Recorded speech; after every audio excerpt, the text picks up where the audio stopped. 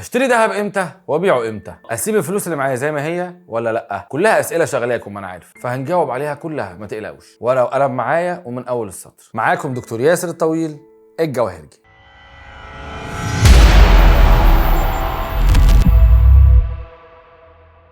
في الاول كده محتاجين نعرف ايه الطفره اللي حصلت في سعر الذهب. طب ما تيجي كده بسرعه نشوف الاسعار زمان والاسعار دلوقتي. سنه 1970 جرام الذهب عيار 21 كان ب 98 قرش، وبعد كده استمرت الارتفاعات لحد سنه 2020 عيار 21 بقى ب 812 جنيه، واخيرا سنه 2023 عيار 21 سجل اكتر من 2000 جنيه.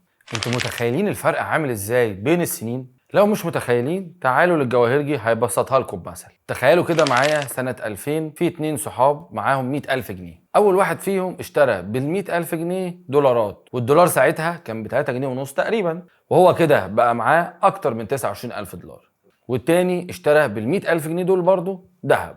كان جرام الذهب ساعتها عيار 21 ب 28 جنيه، يعني اشترى حوالي 3570 جرام من الذهب، اكتر من 3 كيلو ونص دهب. فتخيل بقى معايا كده لو الناس دي جت تبيع الحاجات اللي هي اشتريتها سنه 2000 النهارده سنه 2023، الحاجات دي هتعمل كام؟ بحسبه بسيطه كده، الراجل اللي كان شاري الدولار لو باعه حالا معاه تصوير الحلقه دي هيبقى معاه اكتر من 900,000 جنيه. انما الراجل التاني اللي اشترى الذهب اللي هو اشترى اكتر من 3 كيلو ونص ذهب لو باعه النهارده هيعمل اكتر من 7.5 مليون جنيه. تخيلوا الفرق بين 900,000 و7 مليون جنيه، يعني اكتر من 7 اضعاف الرقم. ومش بس كده، انت كمان اشتريت ذهب بيتلبس، يعني استفدت بيه، مش مجرد اشتريت سبيكه بتتركن، ده انت كمان اشتريت ذهب لمراتك، يعني ضربت عصفورين بحجر واحد. بسطت مراتك يا سيدي وكسبت فلوس جدا كمان.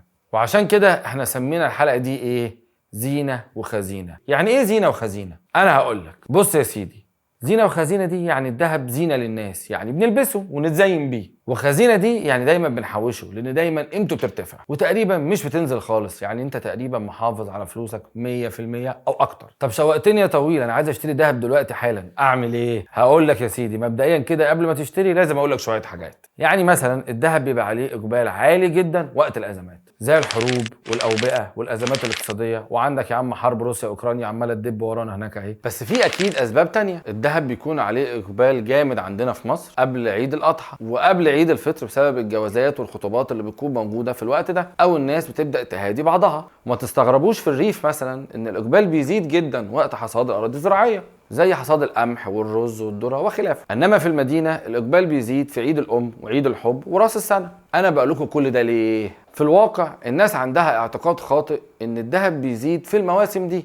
وده مش صح، لان ده اقبال محلي بسيط يعني. لان اللي بيأثر فعلا زي ما قلنا قبل كده هو الاقبال على الذهب عالميا اللي هو بورصة الذهب، مش الاقبال المحلي في مصر هو اللي بيفرق في ده خالص. فنقدر نقول طالما التوقعات العالميه بتقول ان سعر الذهب في البورصه العالميه هيزيد، يبقى هو هيزيد، ملوش علاقه بعيد الام ولا بالموسم الحصاد ولا باي حاجه عندنا. ففي مثل بنقوله دايما في النقطه دي، ان الفلوس اللي زايده عن حاجتك حوشها في الذهب عشان يبقى زينه وخزينه زي ما قلنا. وبتيجي ناس كتير تسالنا نشتري سبايك ولا ذهب بيتلبس؟ هقول لك انا يا عم الفرق. مثلا انت لو اشتريت سبايك ممكن ما تبقاش عارف تشيل السبايك دي فين، وفي نفس الوقت دي فلوس بتشالها على جنب ومحدش بيستخدمها. انما لو اشتريت ذهب بيتلبس هتقدر تستفيد بيه كزينه لمراتك لاختك لامك لاي حد، وكمان الحاجه هتبقى متحافظ عليها. هتقول لي طيب ما انا بدفع اكتر في المصنعيه. هقول لك كلامك صح، بس هتدفع كام يعني؟ بحسبه بسيطه جدا، لو اشتريت 10 جرام ب 20,000 جنيه تقريبا، فالفرق تقريبا ما بين السبايك وما بين الذهب اللي بيتلبس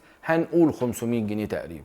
فالفرق بقى ده مقابل الاستفادة مش كبير. وفي الأول وفي الآخر ده اختيارك انت، اعمل اللي انت عايزه. المهم نبقى عارفين ان استثمار الذهب دايما فيه فايدة، وانت وذوقك بقى يا عم. يعني الطلب على الذهب في الريف ليه أذواق، وبيحبوا دايما يشتروا عيار 21 اكتر. انما بقى الطلب على الذهب في المدينة ليه أذواق تانية خالص، زي عيار 18 وزي الألماس. انما الألماس ده قصة تانية خالص. قولوا لي لو حابين نتكلم عنه ولا لا. عامة مش بس في الريف والمدينة اللي الأذواق فيها بتختلف، في العالم كله الذوق والأنواع والعيارات بتختلف، وده بقى اللي هنتكلم عنه في الحلقة الجاية. كان معاكم دكتور ياسر الطويل في الجواهرجي.